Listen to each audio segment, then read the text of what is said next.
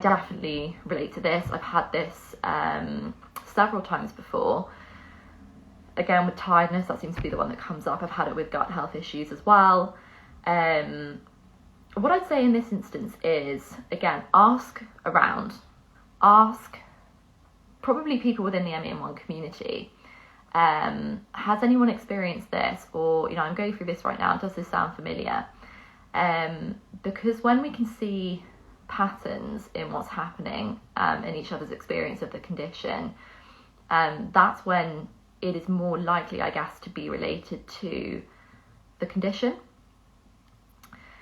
And in my experience, when you go to a professional and you can say, I've had this symptom or I've experienced this symptom, and I've been talking to other patients and they're experiencing the same thing as well, that to a consultant who, remember, their mind is going to be, filled with the 1,000,001 appointments they've got that day, and it's kind of like your appointment is almost for them, it's a tick box of, making sure that they've done everything they need to. To them, when you can say, I've experienced this and I've had this, I've got this symptom and other people have it too, for you to be able to give that to them, it's almost like a kind of, it's slightly more evidential for them, and it then means that they have that kind of incentive to go look into it a little bit further.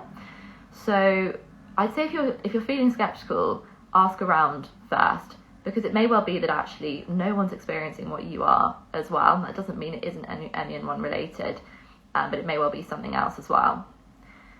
Point number 2, again, what would you do, or where would you look, who would you go to if you didn't have MEN1?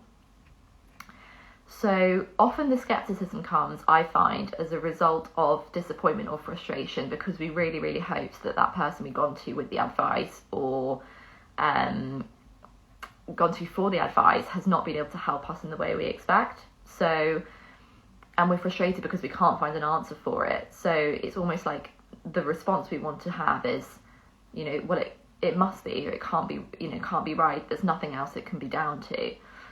And again, I think it's really important to consider yourself a patient of MEN1, but also a human, and we all suffer with the human condition. And part of that means becoming unwell, and it means having symptoms. And I think to be able to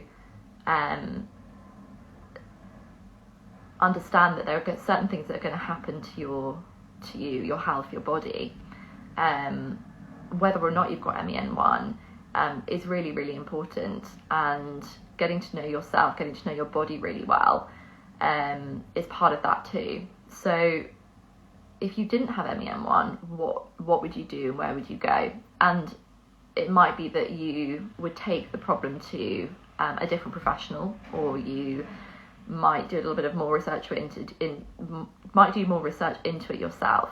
But yeah, don't get too, in my experience, it's really important not to get too blinkered by that frustration of, I haven't got the answer that I needed or wanted, so I'm just going to keep pushing for it, because generally when we push anywhere in life, we don't get any further and we don't get what we want. We have to sort of think about other ways around it.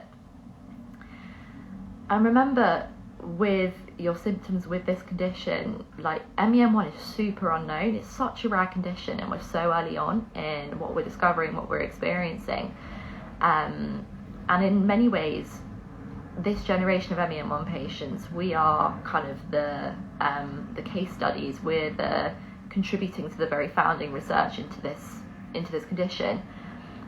So even if your doctor or your consultant initially says, I don't think it's got to do with MEN1, keep them updated. Let them know, tell them how things are going, when things go up, when things go down, because ultimately they're the ones who are then going to take the information forwards and use it in the way that they use it, or put that towards wherever it needs to go. So yeah, keep on top of it and take it to them. Don't feel like it's a kind of brushing off, because it almost always isn't a brushing off. It's just that whatever they understand doesn't fall into that category at the moment.